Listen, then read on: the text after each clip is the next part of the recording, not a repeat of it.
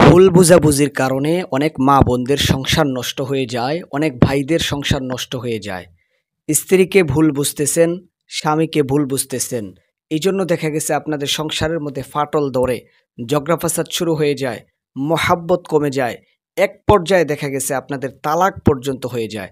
দিনদার ভাই ও বোনেরা, আজকে অত্যন্ত কার্যকরী একটি দোয়া শিখিয়ে দিব মহাব্বত বৃদ্ধির জন্য একজন আরেকজনের জন্য কিভাবে করবেন।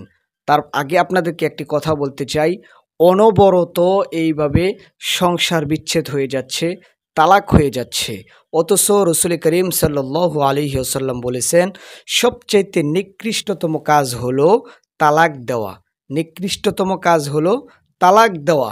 তো এই জন্য এরকমটা যেন না হয়, কোনো নারী তার স্বামীকে ডিভোর্স দেয়, কোনো পুরুষ তার স্ত্রীকে অযথা ঝগড়া ফাসাদ করে তাকে তালাকে রূপান্তর করে তারা বিচ্ছেদ হয়ে যায়। এটা হলো সবচাইতে নিকৃষ্টতম একটি কাজ। তো দিনই ভাই ও বোনেরা, আপনারা যে কাজটা করবেন মহাব্বত বৃদ্ধির জন্য, ভালোবাসা বৃদ্ধির জন্য, স্বামী স্ত্রীর জন্য, স্ত্রী স্বামীর জন্য, একজনের প্রতি আরেকজনের ভালোবাসা বৃদ্ধি পাওয়ার জন্য 5 ওয়াক্ত নামাজের পাবন্দি করবেন এবং অনবরত আমাদের এই চ্যানেলের মধ্যে প্রতিনিয়ত ইসলামী শরিয়া মোতাবেক বিভিন্ন আমলিয়াত ও তদবির দেওয়া হয়। ওই সমস্ত ভিডিওগুলো, আমলগুলো আপনারা ফলো করবেন এবং আজকের শেখানো আমলটা আপনারা করবেন। 5 ওয়াক্ত নামাজের পাশাপাশি আপনি একটি দোয়া করবেন সকাল সন্ধ্যা।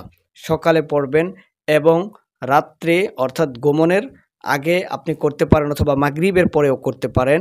এই দোয়াটা হলো আল্লাহ তাআলার একটা সিফাতি নাম, ইয়া আরহামার রাহিমিন, ইয়া আরহামার রাহিমিন, ইয়া আরহামার রাহিমিন।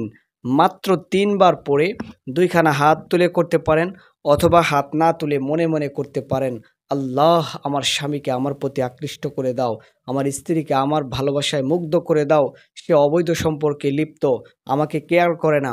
এইভাবে সেইভাবে আল্লাহর কাছে আপনার মনের যত আবেগ অনুভূতি ফুটিয়ে তুলে আল্লাহর কাছে চাওয়ার মতো চাইতে থাকেন। ইনশাআল্লাহু তাআলা মাত্র 3 বার এই দোয়াটা পাঠ করে আল্লাহর কাছে যখন আপনি একটা সপ্তাহ এই নিয়মে আমল করতে যাবেন, আপনি এর মোড় ঘুরে গেছে আপনি দেখতে পাবেন। 40 দিন লাগাতার নামাজ আদায় করেন, এভাবে আল্লাহর কাছে চাওয়ার মতো চাইতে থাকেন। একজন আরেকজনকে ভুল বুঝাবুঝি করবেন না। হ্যাঁ, যদি ভুল বুঝাবুঝি হয় সমঝোতা করুন, নিজে বুঝুন যে আপনার দোষ কোন জায়গায় আছে। তার দোষ খোঁজার আগে আপনি নিজের দোষ খুঁজেন, তাহলেই আপনাদের মধ্যে মিল মহাব্বত পয়দা হবে, একজন আরেকজনকে বুঝতে পারবেন।